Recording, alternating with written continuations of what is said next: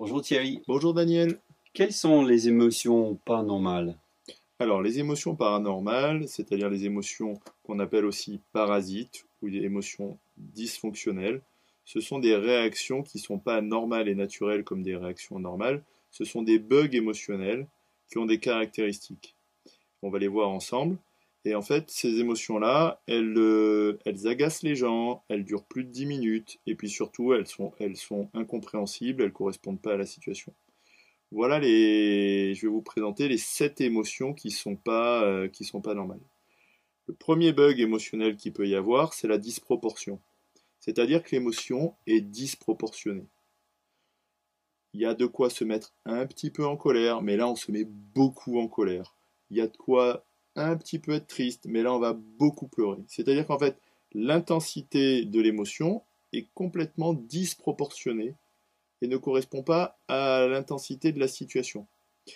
Dans ce cas-là, ça veut dire quoi? Ça veut dire que vous avez la bonne émotion, mais vous n'êtes pas dans la bonne intensité. Pourquoi il n'y a pas la bonne intensité? Parce que le problème est ce qu'on appelle un élastique. C'est-à-dire que dans le cerveau, il y a un souvenir, il y a un bug, et la situation présente va venir connecter la situation passée, ça va rappeler au cerveau la situation, et l'intensité qui a été gardée à l'intérieur va se réactiver.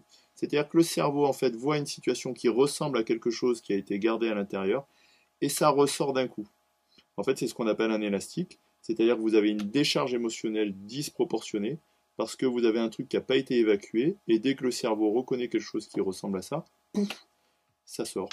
Voilà pour le premier bug, la première émotion parasite qu'on appelle la disproportion, l'émotion disproportionnée.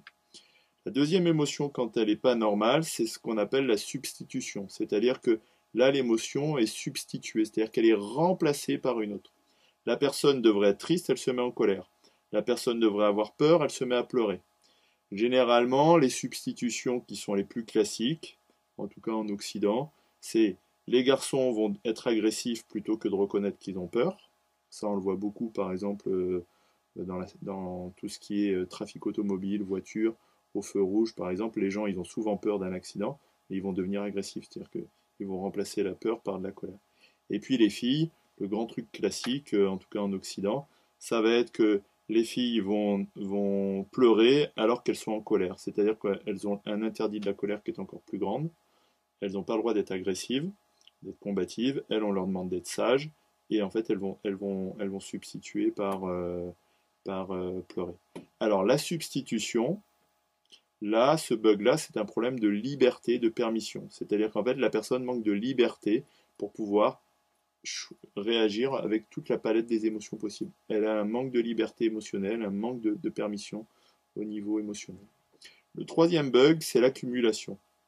C'est-à-dire que la personne va accumuler, accumuler, accumuler, accumuler, et puis d'un coup, ça va être la goutte d'eau qui fait déborder le vase. C'est-à-dire qu'en fait, la personne va faire ce qu'on appelle une collection de timbres aussi, et d'un coup, elle va exploser. Là, le problème, il est lié à l'inhibition de la personne, à la passivité, à son freezing, on dit en anglais. C'est-à-dire qu'elle va garder, elle va garder, elle va garder. Elle va croire que ça peut fonctionner comme ça, mais en fait, elle va pas être dans le principe de réalité ni de responsabilité. Et au bout d'un moment, son système, il va exploser parce que rien ne se perd, rien ne se crée, tout se transforme. Et il faut bien que ça sorte un jour. Donc l'accumulation va donner une explosion à la fin. Le troisième bug, ça va être l'irrationalité. C'est-à-dire que la personne va avoir une émotion irrationnelle. Ça va être complètement la panique, la phobie. On est dans l'irrationnel. Là, le problème, c'est un problème souvent, généralement, c'est un problème de contrôle. C'est-à-dire que la personne contrôle tellement ses émotions que pouf, ça ressort d'un coup. Et ça va créer de la panique, en fait. Ce contrôle, il peut être lié à des peurs anciennes, à des traumatismes qui ont été refoulés, mais ça peut être lié à d'autres choses. C'est peut-être la forme d'émotion parasite la plus compliquée. Ensuite, l'émotion parasite suivante, l'émotion qui n'est pas normale suivante, ça va être l'émotion qui est transférée. Ça, c'est ce qu'on appelle aussi le secret de famille ou la patate chaude. C'est-à-dire qu'en fait, vous avez quelqu'un dans une famille qui va être porteur du symptôme des problèmes des autres.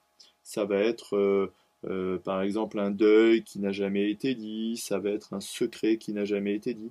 Et en fait, les générations d'en dessous vont être porteuses de symptômes. Et là, souvent, ça va être le corps qui parle avec des manifestations qui vont être en fait des passations on se repasse le bébé, entre guillemets. C'est un transfert, on appelle ça un transfert.